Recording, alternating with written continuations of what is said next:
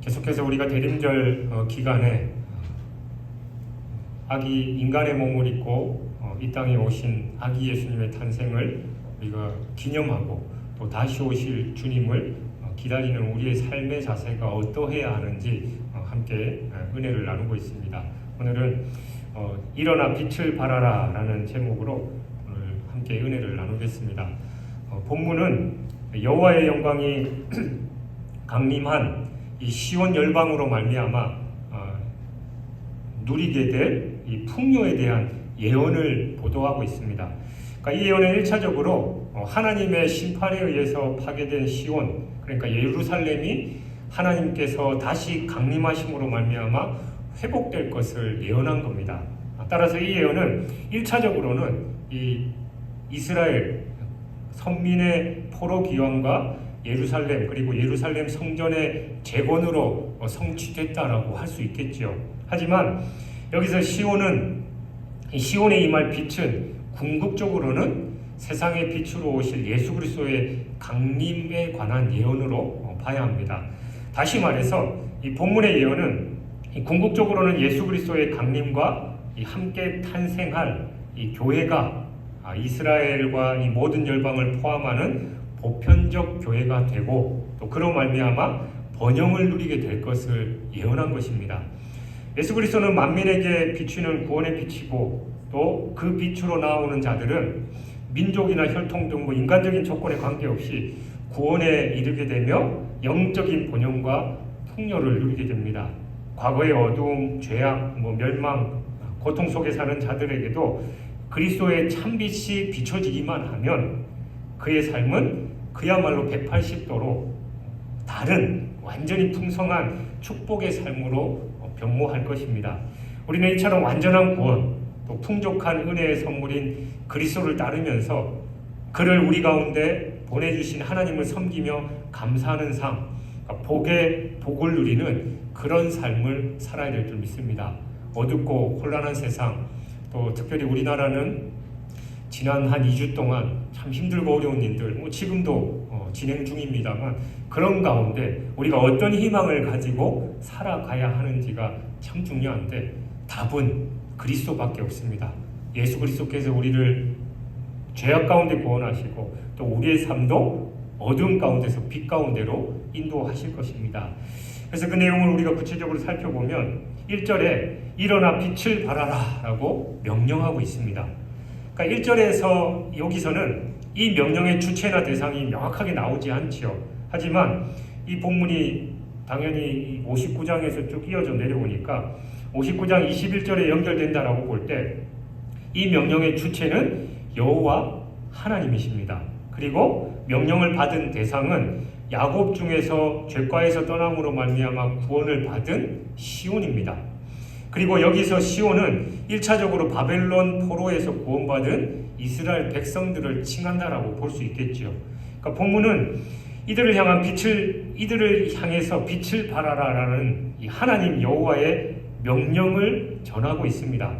그런데 여러분, 이들은 본래 어떤 처지였습니까? 빛을 발하지 못하는 그런 처지였잖아요. 그러니까 59장 9절 10절의 내용을 보면 이렇게 기록되어 있습니다. 우리가 빛을 발하나 어둠뿐이요 밝은 것을 바라나 캄캄한 가운데 행함으로 우리가 맹인같이 담을 더듬으며 눈 없는 자같이 두루 더듬으며 낮에도 황혼때같이 넘어지니 우리는 강장한 자 중에서도 죽은 자 같은지라.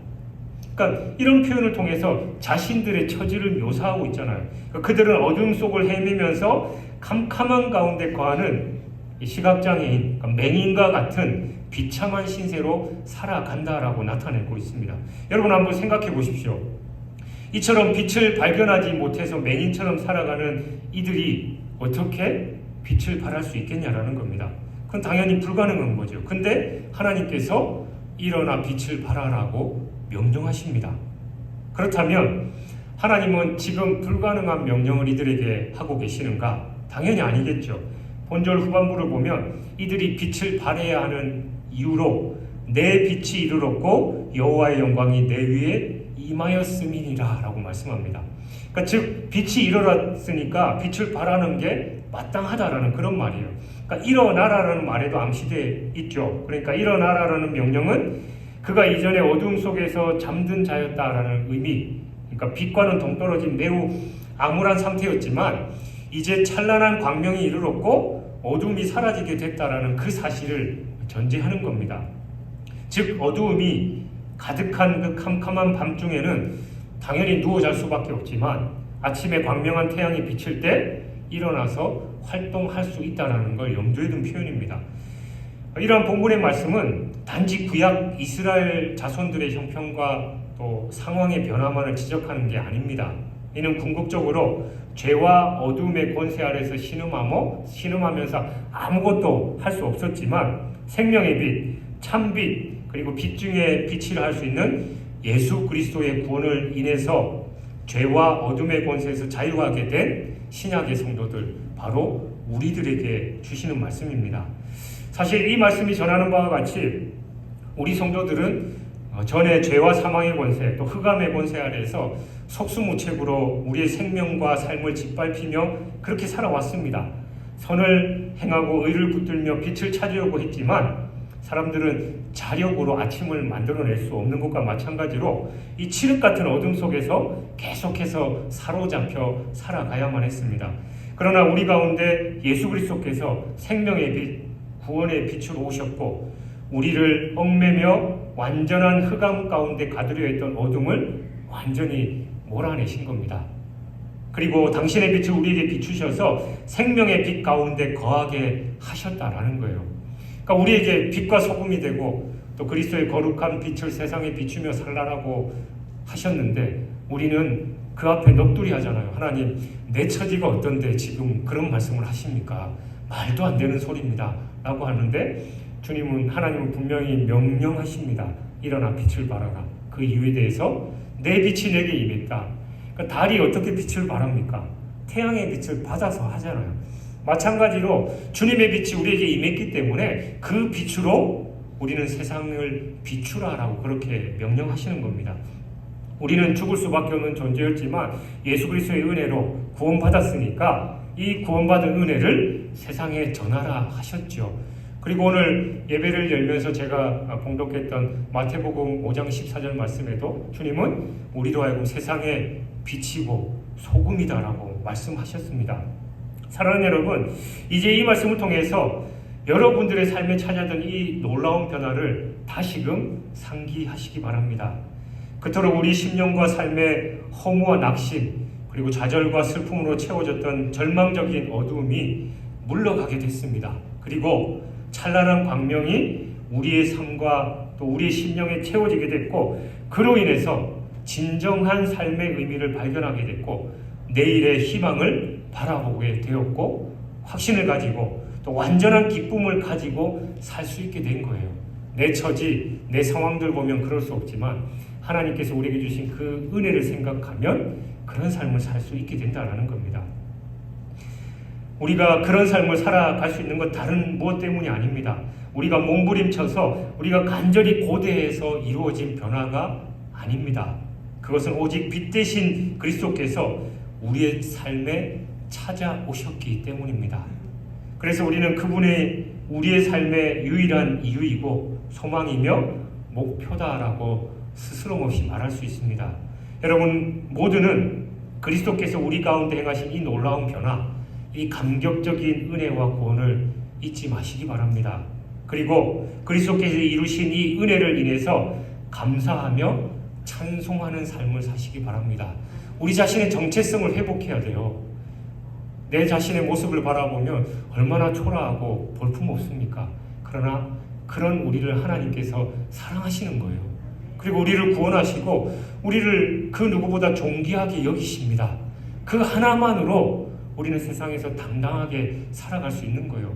세상적으로 내가 많이 못 배웠고 내 사회적 지위가 낮고 또 물질이 없고 건강하지 못하고 명예가 없다 한들 우리는 그것에 얽매일 필요 없습니다. 왜냐하면 예수 그리스도께서 내 안에 거하시기 때문이에요. 우리는 그 정체성을 가지고 살아갈 때 세상에서 당당할 수 있습니다. 그러나 이게 없으면 우리는 세상과 비교하게 되고 초라한 나 자신에 집중하면 점점점 나락으로 갈 수밖에 없다는 거 우리가 기억하고 일어나 빛을 발하라 내가 너와 함께한다 라는 주님의 그 말씀에 힘입어서 당당하게 세상에 빛을 비추는 여러분이 되시길 주님의 이름으로 축원합니다. 그리고 2절을 보면 보라 어둠이 땅을 덮을 것이며 캄캄함이 만민을 가리려니와 오직 여호와께서 내 위에 임하실 것이며 그의 영광이 내 위에 나타나리라 라고 말씀합니다. 이 말씀은 성도들이 일어나 빛을 발해야 하고 또 빛을 발할 수 있는 원천적인 근거가 무엇인지를 보여주는 말씀입니다. 이러한 본문 말씀은 과거 이스라엘 백성이 출애굽 당시에 애굽에 임했던 흑암 재앙을 연상케 합니다.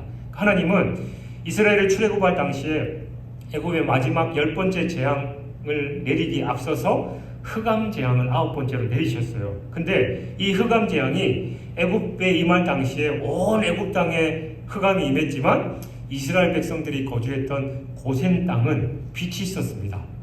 그러니까 이스라엘 자손이 거주하던 그곳 그리고 애굽 사람들이 거주하던 곳이 완전 극과 극의 대조를 보였다라는 거예요. 그와 마찬가지로 불의한 자들의 거주지와 성도들의 거주지가 어둠과 빛으로 완전한 대조를 이루게 될 것이다 라는 게 본문 말씀입니다. 여기서 불의한 자들의 거주지란 바로 세상을 말하겠죠. 그리고 교회는 성도들의 거주지는 바로 교회를 말합니다. 이 세상은 어두운 반면에 교회에는 빛이 있습니다. 그러므로 교회는 세상을 향해서 빛을 발할 수 있고 또 비춰야 하는 겁니다. 세상 사람들이 교회를 향해서 비판하지요. 교회가 제대로 하는 게 뭐냐? 교회 자기들의 입만 살아서 막 그러지만 우리의 연약한 모습이 있을 수 있지만 그리스도의 빛이 교회 가운데 임하고 있기 때문에 세상은 다 어두울지라도 우리는 그 빛을 발할 수 있는 겁니다. 특별히 여기서 우리가 주의해야 할 사실은 세상은 갈수록 더 점점 어두워질 것입니다. 그것은 세상이 갈수록 타락하고 죄로 가득해지기 때문이에요. 사람들은 이처럼 세상이 점점 어두워지는 가는 것을 막기 위해서 많은 노력을 합니다. 사회구조, 제도를 잘 정비하고 법을 강화하면서 윤리교육도 실천해요. 근데 여러분, 법과 윤리가 옛날보다 못해서 지금이 더 악해졌습니까? 아니에요. 근본적으로 우리가 죄악 가운데 거하기 때문에 우리의 그런 삶이 있는 한 이 세상은 좋아질 수가 없다라는 겁니다. 우리가 아무리 저 남강을 깨끗하게 하려고 노력한들 가정이나 사업체에서 계속 오물과 폐수를 흘러보내면 남강을 아무리 좋은 걸 심고 아니면 그 개간을 하든 뭘 하든지 간에 의미가 없는 것과 마찬가지로 이 세상은 우리 인간들이 변하지 않는 한 선해질 수 없다라는 걸 우리는 기억해야 됩니다. 이럴 때 교회는 그 빛을 더 찬란하게 발해서 점점 어두워져가는 세상의 유일한 희망이 되어야 합니다. 어둠 가운데 있는 사람들로 교회가 발하는 빛을 보고 나오게 해야 되는 거예요. 그러니까 애굽의 흑암의 재앙이 임할 때 그 애굽의 그 고통을 당하는 사람들 중에 그 고센 땅에 빛이 있는 걸 보고 성경에 기록되어 있지 않지만 그 땅으로 간 사람들이 분명히 있을 겁니다. 빛을 보고. 마찬가지로 이 세상의 어두운 가운데 이 교회가 빛을 발하고 있으면 어둠 가운데 있는 사람들은 교회로 찾아오게 돼 있어요. 왜냐하면 빛이 있기 때문입니다. 그런데 오늘날의 교회는 과연 어떻습니까? 교회는 세상의 유일한 희망으로 빛나기보다 도리어 타락해서 하나님의 빛을 가리고 지탄의 대상으로 전락하고 있습니다.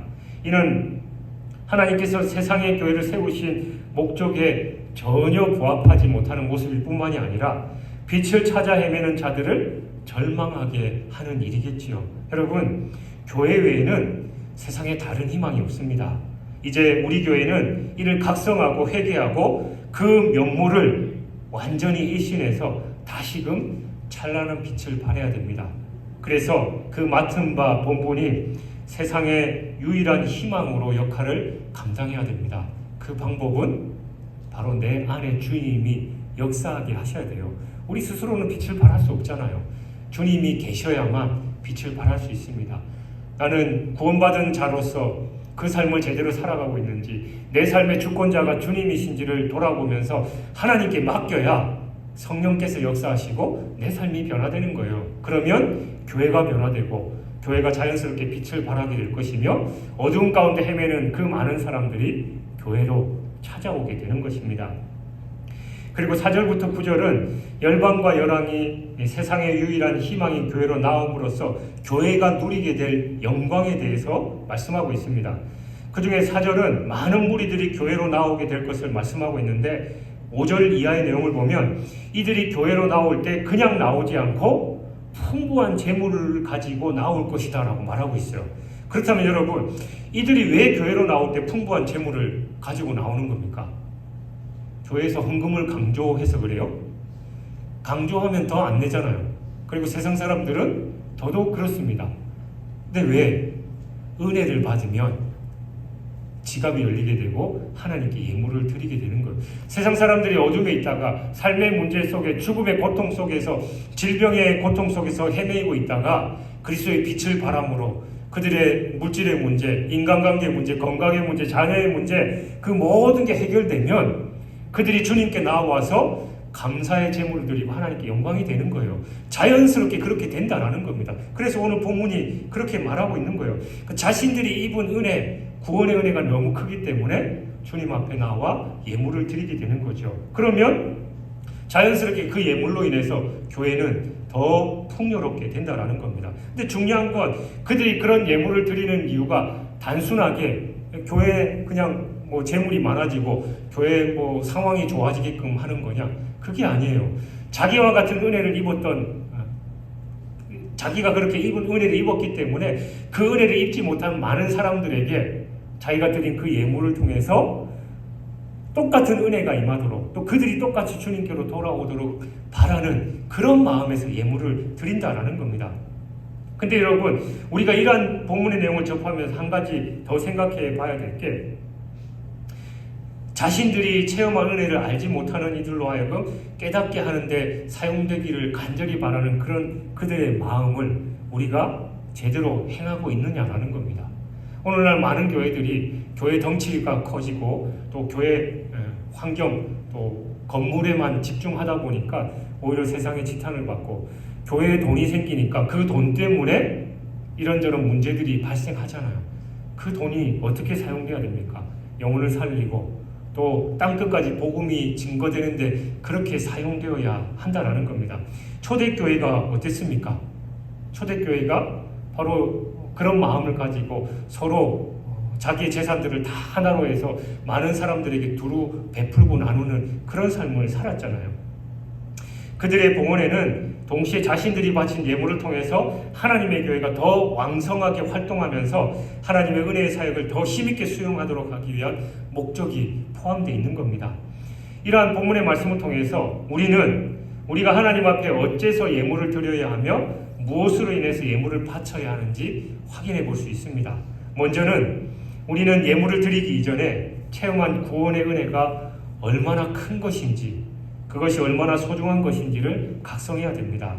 또 그 구원의 은혜가 여러분에게만이 아니라 하나님을 알지 못하는 그분의 크신 은혜를 깨닫지 못하는 이들에게도 절실한 것이다라는 걸 깨달아야 해요. 그처럼 소중한 일, 그처럼 다급하고 절실한 일이 없음을 우리는 알아야 됩니다. 그럴 때 우리는 우리가 가진 모든 것까지도 아낌없이 드릴 수 있는 겁니다.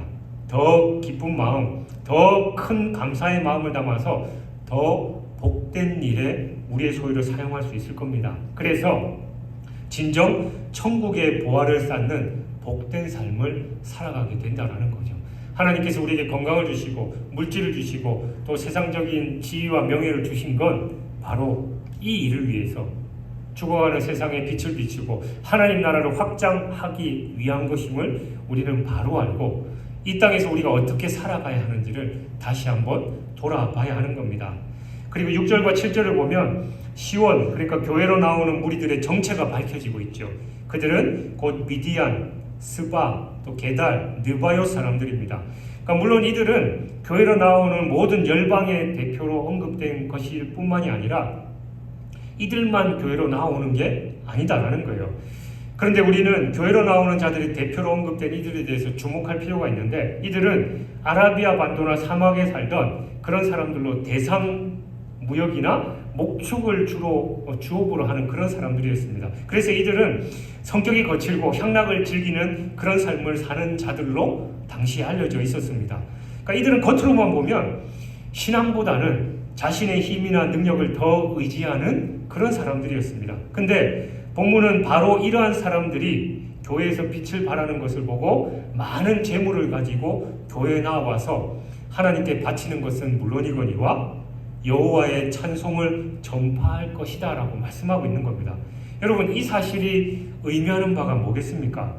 그것은 겉으로만 보면 어떨지 모르지만 바로 모든 인생은 심령 깊숙한 데서부터 근본적으로 하나님의 구원을 갈망하고 있다는 거예요.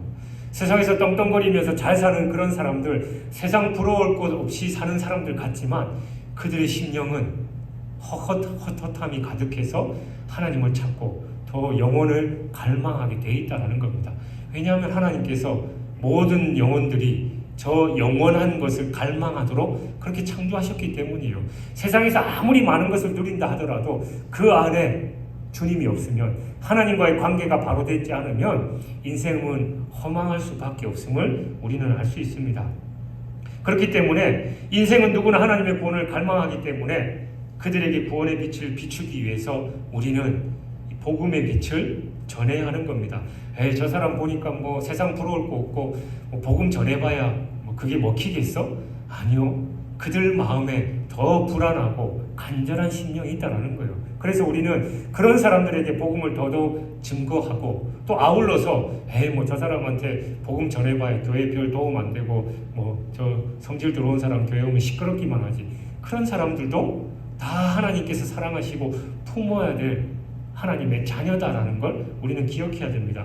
그러니까 부한 자나 가난한 자나 그 누구라도 바로 여호와 예수 그리스도의 그 빛을 갈망하는 자들이기 때문에 우리 교회는 그들에게 복음의 빛을 비춰야 한다는 거죠. 여러분은 복음을 전할 때 자신의 편견에 따라서 복음을 전하는 그 대상을 제한하는 우를 범하지 마십시오. 우리는 대상을 가리지 말고 만나는 그 누구에게든지 복음을 전해야 됩니다. 신앙과는 전혀 무관해 보이는 사람에게도 복음을 전해야 돼요. 여러분은 종종 신앙과는 무관해 보이는 사람에게 의외로 마음문을 열고 복음을 잘 받아들이는 것을 보았을 겁니다. 이는 하나님의 구원이 사람의 외모나 조건과는 전혀 무관하다라는 증거인 거죠. 그러니까 우리는 때를 얻든지 못 얻든지 그 누구에게든지 복음을 증거해야 됩니다. 그리고 7절을 보면 내가 내 영광의 집을 영화롭게 하리라 라고 말씀합니다. 여기서 내 영광의 집이란 바로 하나님의 집, 교회를 가리킵니다. 하나님께서 이처럼 교회를 내 영광의 집이다 라고 부르시는 것은 하나님의 영광이 교회에 임재하기 때문이에요. 하나님은 이처럼 영광스러운 당신의 집을 더 영화롭게 하실 것이다 라고 말씀하고 있습니다. 이처럼 만유의 주시고 전능하신 하나님, 또 만유를 통치하시는 하나님의 집이 영화롭게 되어야 하는 건 뭐 당연하다라고 볼 수 있겠죠. 그렇다면 하나님은 어떻게 성전, 그러니까 교회를 영화롭게 하실 거냐? 뭐 건물로서의 성전을 아름답게 꾸미는 것이 당연히 아니라 전에 하나님을 알지 못하는 자들이, 하나님과 상관없이 살아가는 자들이 하나님 앞으로 나오면서 하나님께 감사와 자원으로 예물을 드리는 장면, 또 그것이 하나님의 성전을 아름답고 영화롭게 또 영광스럽게 세우는 그것입니다. 우리가 교회를 진정 영화롭게 세우는 비결이 무엇인지를 이것을 통해서 알 수 있습니다. 교회가 뭐 건물이 화려하고 또 우리 성도들이 복받고 뭐 잘 먹고 잘 사는 게 하나님의 영광이냐? 뭐 그것도 포함될 수는 있겠죠. 그러나 하나님께서 교회를 영화롭게 하신다라는 것, 믿지 않는 자들이 하나님의 전에 가득 채워지는 것, 그것이 바로 하나님의 전이, 하나님의 집이 영화롭게 된다라고 말씀합니다. 교회가 영화롭게 되는 것은 많은 사람들이 교회에 나오기 때문이고, 그들이 하나님께 제물을 바치는 것은 바로 하나님께 영광을 돌리는 방편일 뿐이다라는 거예요. 교회는 오직 구원받은 자들이 더함으로 영화롭게 됩니다. 즉 생명이 구원받은 역사를 통해서 교회가 영화로워지는 것이지 재물이 더함으로 영화롭게 된다라는 게 아니에요. 그러므로 교회는 다른 무엇보다 복음 전파에 매진해야 됩니다. 이 땅에 교회가 세워진 것은 죽은 자들을 살리기 위함입니다. 교회가 세워진 목적이 영혼을 살리는 겁니다. 교회가 이 목적을 이루지 못하면 그 존재 가치를 잃게 되고 문 닫는 거예요. 서구의 크고 화려한 교회들이 왜 문을 닫고 있습니까? 여러분 유럽 한번 가보십시오. 교회 자체가 어마어마하게 멋있습니다. 그리고 관광객들이 교회 들어갈 때도 앞에서 그 관리인이 있어가지고 돈 내고 관광료를 내야 될 정도예요. 그런 화려한 교회들이 심지어는 나이트클럽으로 바뀌었고 또 팔려가지고 뭐 극장이나 또 술집으로 바뀐 그 이유가 뭡니까? 그 화려한 건물에만 집중하고 영혼을 살리는 일에 무심했기 때문에 하나님께서 그 교회를 허물어뜨리신 거예요. 예루살렘 성전도 그랬잖아요. 그러니까 오늘날 한국교회도 마찬가지입니다. 교회가 영혼을 살리는 일에 집중해야지 다른 것에 한눈 팔면 하나님께서 그 교회를 무너뜨리십니다. 교회 건물 별 의미 없어요. 교회당, 예배당 그 의미 외에는 아무것도 없습니다. 그러나 그 안에 예배를 드리는 또 하나님의 자녀들이 모여있지 않으면 교회당은 아무 의미가 없어요. 꼭대기에 십자가 있다고 해서 그게 교회가 아닙니다. 바로 하나님의 자녀들, 거룩한 무리인 성도들이 모여 함께하는 그 공동체만이 진정한 교회다라는 걸 우리는 기억해야 됩니다.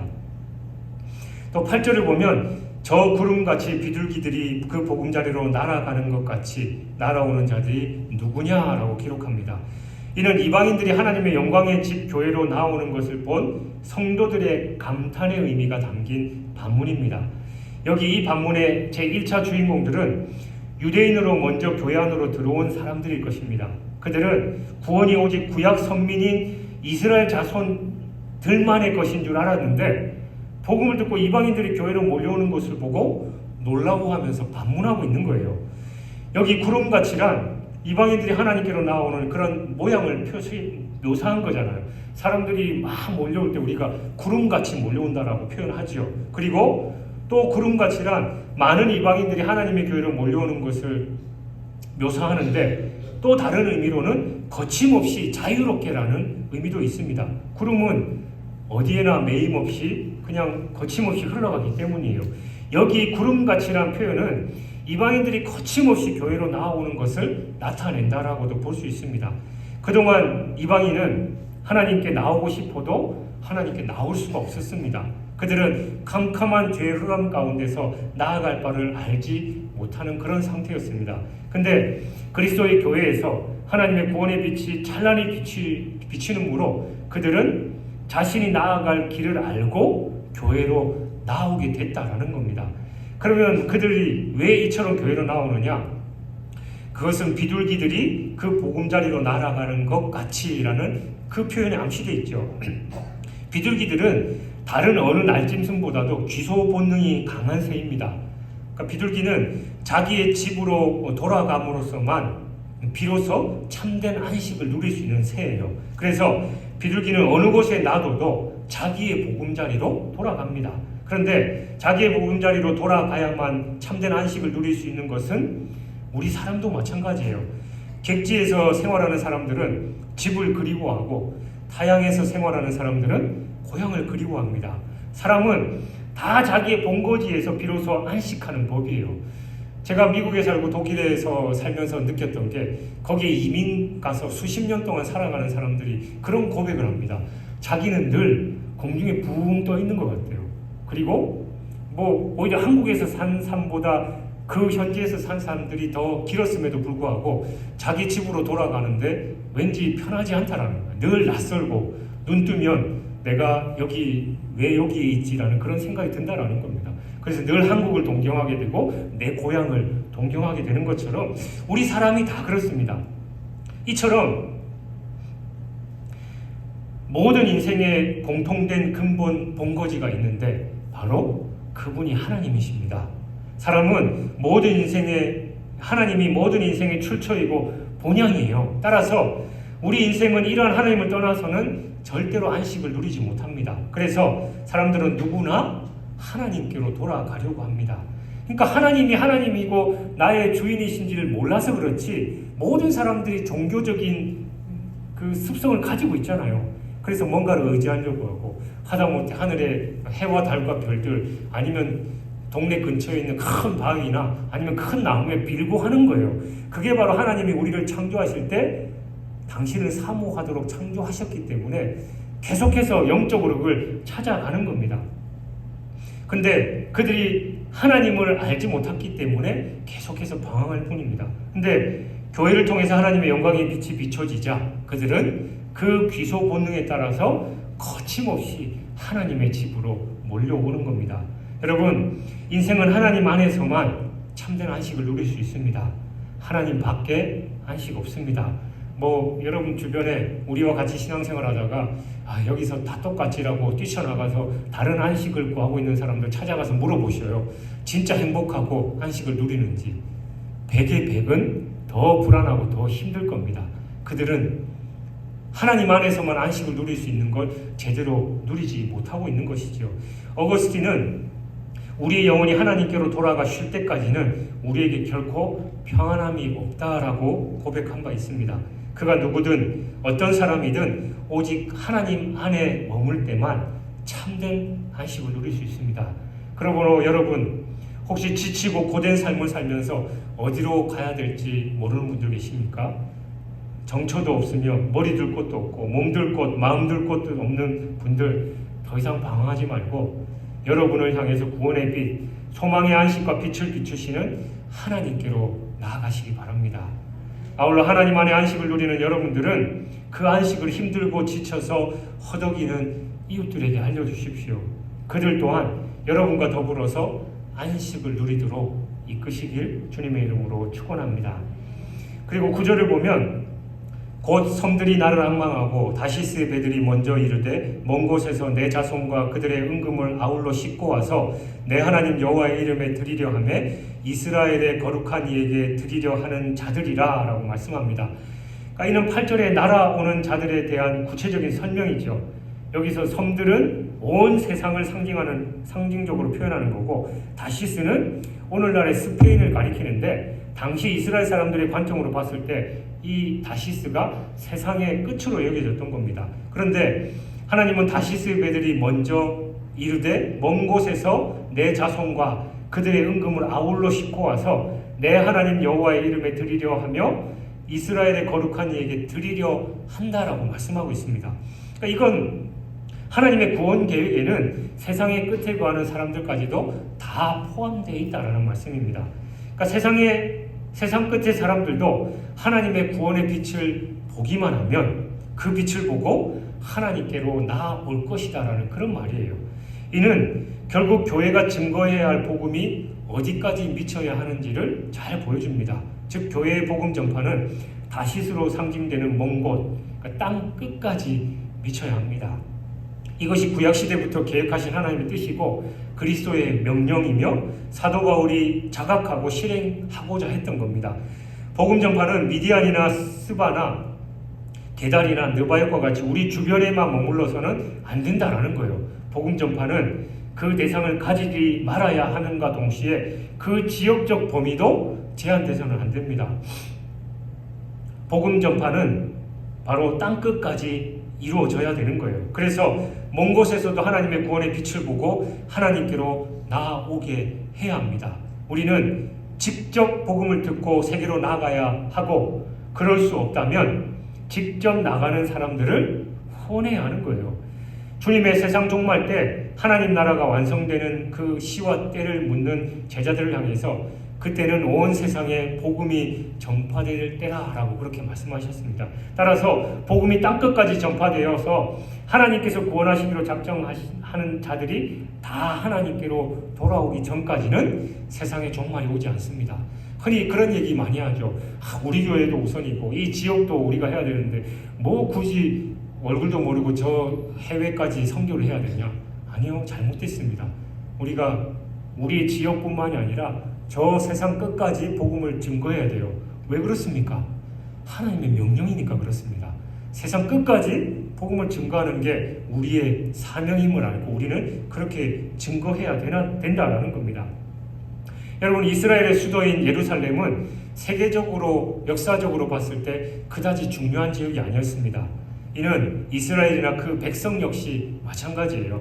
그 나라는 기껏 다윗, 솔로몬 당시에 잠시 근동이란 좁은 지역에서 그 자리를 잡아가다가 이내 이방의 침탈과 공격으로 약화되면서 결국 파멸을 면치 못한 약소국 중에 약소국으로 비춰지는 그런 나라일 뿐이었습니다. 그러나 하나님의 시각에 그들은 세계 어느 나라, 어느 민족보다 각별한 나라였습니다. 하나님의 구원, 하나님의 이름, 하나님의 영광이 그 나라 그 민족 가운데 선포되었고 증거되었기 때문이에요. 그래서 오늘날 그 하나님의 이 빛이 비춰진 이스라엘 민족이 세계적으로 어떤 위치에 있습니까?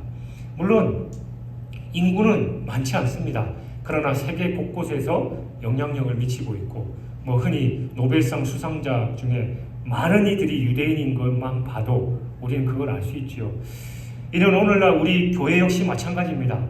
교회가 세상 사람들에게 어떻게 비춰지는지 하나님은 교회에 당신의 거룩한 이름을 두시고 교회를 통해서 당신의 영광을 나타내실 것이며 이 세상 모든 역사를 교회를 중심으로 운행하실 겁니다. 우리 진주중앙교회 여러분이 보기에 이 지역사회가 보기에 세상이 보기에 볼품없을 수도 있습니다. 부족한 게 많이 있을 수도 있습니다. 그러나 하나님께서 우리 교회를 통해서 일하시기를 원하십니다. 우리는 하나님께서 교회를 통해서 이루시고자 하는 뜻을 밝히 분별하고 그 뜻에 의거해서 범사에 순종하며 행해야 합니다. 그럴 때 진정교회는 이 세상 역사의 주역으로서 그 정체성을 분명히 확인할 수 있을 것이고 어두워져가는 혼탁한 이 세상 가운데 유일하고 또 소망의 빛이 될 것입니다. 우리 교회를 통해서 하나님께서 일하시길 원하셔요. 하나님께서 여러분을 통해서 일하시길 원합니다. 부족해도 괜찮습니다. 하나님의 빛, 그리스도의 빛이 우리에게 비쳤기 때문에 우리는 그 빛을 반사하기만 되는 겁니다. 우리가 그 정체성을 가지고 일어나 빛을 발하 하는 주님의 그 명령에 순종해서 당당하게 나아갈 때 여러분 때문에 우리 교회 때문에 여러분의 가정이 이 지역사회가 그리고 전 세계가 주님께로 돌아오는 놀라운 역사가 일어날 줄 믿습니다. 그런 삶을 살아가는 저와 여러분 되시길 주님의 이름으로 축원합니다.